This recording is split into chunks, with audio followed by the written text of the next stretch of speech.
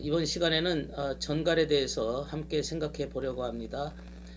전갈은 주로 중동 지방의 사막이나 산림 지역에 사는데 습한 곳에 돌 틈이나 이런 곳에 숨어 있다가 밤만 되면 어떤 곤충에 대해서 독침을 놔서 마비를 시켜서 잡아먹는 무서운 독충입니다. 성경에는 이 전갈에 대한 얘기가 참 많이 기록되어 있습니다. 이 전갈의 특징은 꼬리 끝에 독침이 들어있다는 겁니다. 그래서 그 침을 맞으면 온몸이 마비가 되고 바짝 얼어붙고 행동을 못하기 때문에 독침에 쏘인다고 하는 것은 더 이상 자신의 의지나 힘으로 활동하거나 움직일 수가 없는 상태가 돼버리고 마는 겁니다. 한번 그 침에 맞으면 바짝 얼은 듯이 스스로 움직일 수 없는 상태가 되어버리고 마는 겁니다. 오늘날 어떤 사람의 설득을 받는다, 어떤 사람이 얘기하는 소리로 설득을 당한다고 하는 것은 곧바로 독침을 맞는 것과 똑같습니다. 어떤 사람이 말로나 어떤 사람이 이론을 가지고 어떤 사람이 어떤 표현을 가지고 누군가를 설득시킨다고 하는 것은 그 사람으로 하여금 독침을 맞게 되는 마비가 되는 상태가 되는 것입니다. 한마디로 이해력이 둔해지고 자기 스스로는 이해할 수가 없는 생각이 바짝 얼어붙어서 그 생각에 세뇌당하고 그 생각에 포로가 되어서 자기의 그 생각이나 자신의 기능을 절대 할 수가 없는 것이죠. 한마디로 얼이 빠져버렸다, 얼이 빠져버렸다 그렇게 표현합니다. 그래서 설득을 당하게 되면 생각이 왜곡돼서 완전히 그 생각하는 자, 지시하는 자, 명령하는 자의 포로가 되거나 노예가 되어버리는 상태가 되고 마는 겁니다. 성경에 계시록 9장 10절에 보면 전갈을 닮은 꼬리라 그런 표현이 있습니다. 전갈을 닮은 꼬리, 이게 바로 설득의 힘입니다. 전갈의 꼬리라고 하는 것은 사람들을 세뇌시키거나 설득시키는 그러한 작용을 하게 됩니다. 또 요한계시록 9장 3절에도 땅의 전갈 이런 표현을 쓰고 있습니다. 땅이라고 하는 것은 땅에 그 씨앗이 들어가서 그 씨가 가지가 나고 열매를 맺는 것처럼 하나님 씨 뿌리는 비유에서도 주님의 진리의 씨가 땅에 심겨졌다. 그래서 그 땅이 그 땅 속에 있는 영양분을 먹고 그 씨가 썩어서 새로운 나무가 형성되는 것을 의미하는데 그 땅을 보통 영적인 의미로 얘기하면 마음을 얘기하고 있습니다. 마음밭이 옥토가 되든지 자갈밭이 되든지 마음밭이 길가와 같이 단단해지든지 마음밭이 가시덤불이 무성하든지 하는 그 마음밭을 얘기할 때 땅을 표현하고 있는데 땅의 전갈이다. 그런 의미는 그 전갈 같은 어떤 교리, 전갈 같은 어떤 사상과 이론과 세속적 거짓된 잘못된 사고방식이 들어갔을 때 땅의 전갈이다. 그런 표현을 씁니다. 이것은 진리를 말할 때 쓰는 표현이 아닙니다. 전갈의 꼴이라고 하는 것은 거짓된 교리를 얘기할 때 사람들의 마음속에 거짓된 교리가 심겨지면 거기서 나오는 거짓된 사상과 거짓된 이론에 의해서 그 땅이 황폐하게 되는 것을 말합니다. 거짓된 교리를 얘기합니다. 주님께서도 누가복음 11장 12절에 말씀하시기를 마치 자식에게 전갈을 주는 아비가 없지 않느냐 이런 말씀을 하셨습니다. 자녀한테 전갈을 어떤 아비가 주겠습니까? 이것을 영적인 의미로 얘기하면 거짓된 사상과 지식을 전해줄 수가 없다는 거죠. 자기보다도 못한 자에게 자기 말에 순종하는 자들에게 거짓된 지식을 안겨주는 아비가 어디 있겠느냐. 그 생각이 파괴되고 그 생각이 무너져 내려 버리고 마는 것입니다. 또 누가복음 10장 19절에는 주님께서 뱀과 전갈을 밟으셨다. 주님께서 뱀과 전갈을 밟으셨다. 성경에 뱀을 얘기할 때는 악의 근원을 얘기합니다. 악한 자들이 활동하는 모습을 얘기할 때 뱀을 의미하고, 전갈이라고 하는 것은 마치 설득력을 가지고 독침을 맞아서 이해가 둔해지게 되는 상태를 얘기하는 것인데, 한마디로 악과 거짓을 주님께서 뱀과 전갈을 밟으셨다 하는 것은 악과 거짓을 부서뜨렸다, 무너뜨렸다, 깨부셨다. 주님께서 그것을 밟으시고 승리하셨다, 그런 의미를 얘기하고 있습니다. 만일 이 전갈의 이 거짓된 교리가 사람의 마음속에 들어오게 되면 어떻게 될까요? 이 거짓에 혼미하게 되고 거짓에 마비가 되어서 진리는 더 이상 드러날 수가 없게 되는 겁니다. 그래서 이런 자들은 거짓된 사상과 교리로 인해서 잘못된 길을 걸어갈 수밖에 없고, 그런 사상과 거짓된 교리에 완전히 마비가 되어서 결국에는 진리가 떨어지고 파괴되고 지옥으로 떨어지고 말게 되는 것입니다. 그러므로 진리를 듣고 배우고 진리와 친숙해야 되는데, 이 전갈의 거짓된 교리에 마비된 자들이, 오늘날 이단 사이비 종교에 빠진 자들, 오늘날 거짓된 어떤 그 뉴스나 거짓 뉴스나 허황된 말을 듣고서 그 속에 깊이 빠져서 설득을 당해서 더 이상 정상적인 사고방식이 나올 수가 없는 아주 그 황폐한 마음의 상태를 일컬어서 얘기할 수가 있습니다. 이런 자들이 만일 이 전갈의 독침을 가진 자들이 종교적인 리더가 된다면, 종교 지도자가 된다면 어떻게 될까요?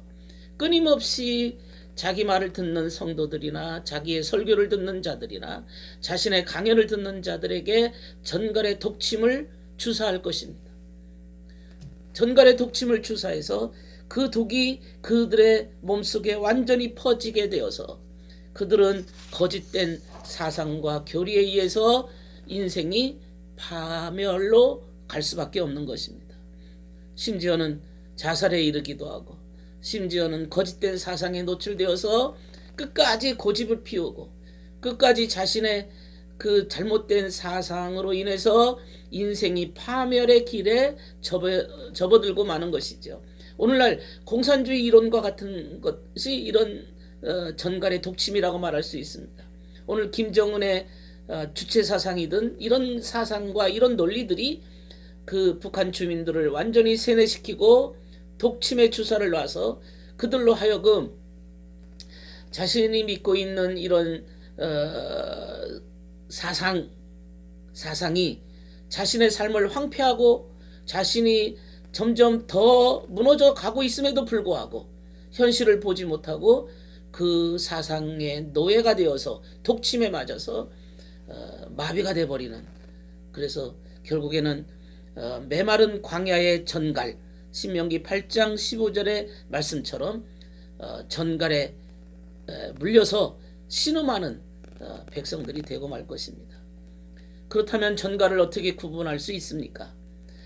이 전갈이 가지고 있는 큰 무기는 설득력인데, 설득력을 가지고 사람들을 미혹하니까 얼핏 들었을 때는 그 말이 맞고 그 말이 진리인 듯 보이고 그 말이 최고의 논리라고 생각을 하지만 그 논리에 완전히 설득당해서 10년, 20년, 30년이 지나고 난 다음에 알고 보니 그 논리가 얼마나 허황되고 얼마나 거짓된 사상이었던가, 현실은 오히려 그 논리와는 전혀 반대로 가고 있는 진리가 아닌 거짓에 속았다는 사실에 많은 사람들이 절망하고 헛된 시간을 보낸 것에 대해서 후회를 하고 낙심하고 스스로 이런 것에 대해서 괴로워하는 자들이 얼마나 많습니까? 오늘날 기독교에 들어온 거짓 사상, 이 전갈의 독침을 무엇으로 표현할 수 있을까요? 그것은 믿음과 행함을 분리하는 겁니다.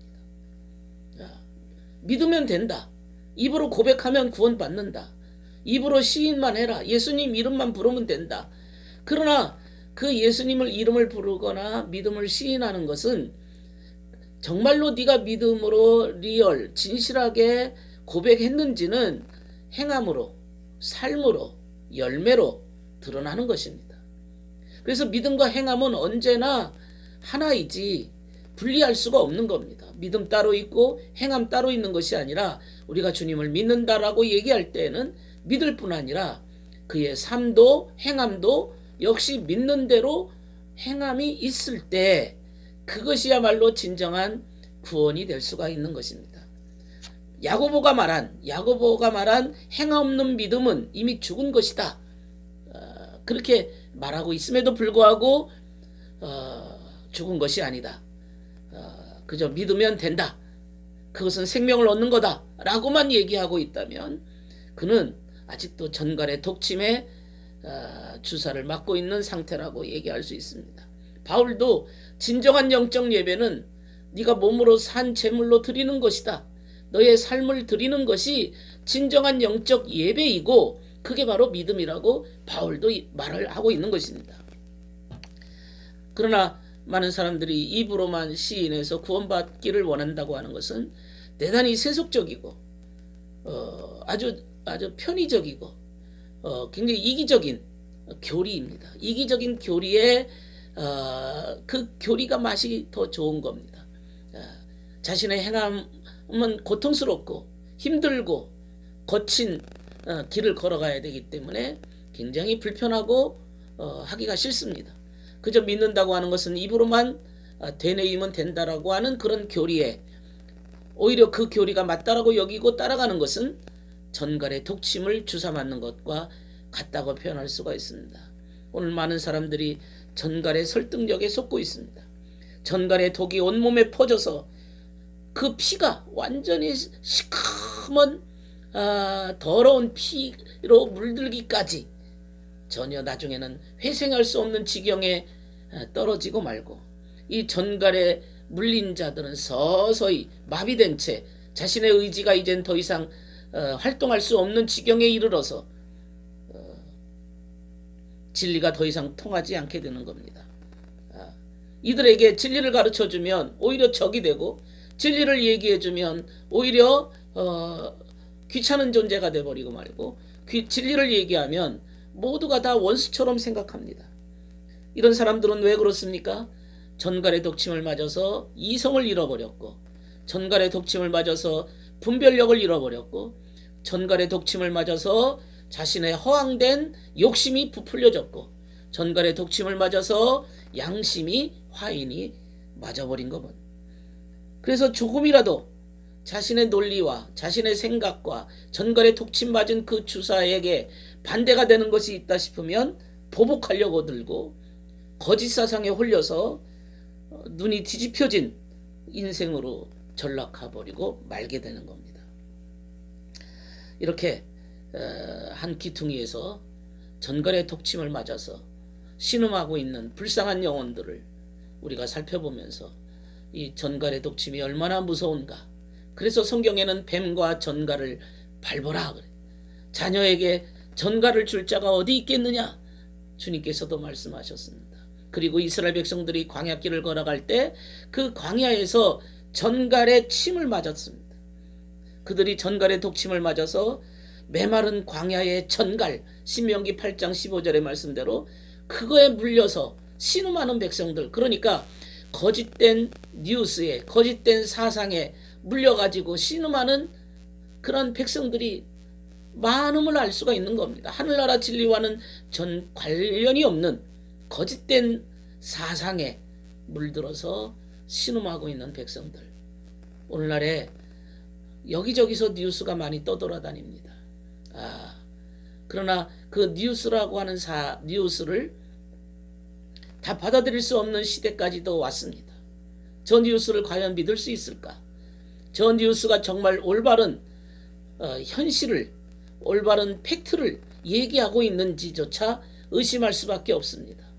그만큼 너무나도 세뇌당했고 너무나 이제 전갈의 독침에 그동안에 거짓된 선생과 거짓된 선지자와 거짓된 자들의 그러한 뉴스에 그만큼 너무나도 오염이 되어서 전갈의 독침에 오염이 되어서 무엇이 진리인지 무엇이 올바른 것인지 무엇이 참인지 무엇이 진실로 현실에 입각한 것인지 무엇이 공정한 것이고 공평한 것인지를 구분하지 못하고 있습니다. 그저 마비가 되어서 저희 더 이상 생각할 줄도 모르고 더 이상 판단 능력을 상실해버렸고 더 이상 분별력을 잃어버린 그런 상태가 되어서 서서히 마비된 채 죽어가고 있는 불쌍한 영혼들이 얼마나 많습니까? 전가를 통해서 오늘 우리에게 주는 교훈을 되새겨 봐야 될 것입니다.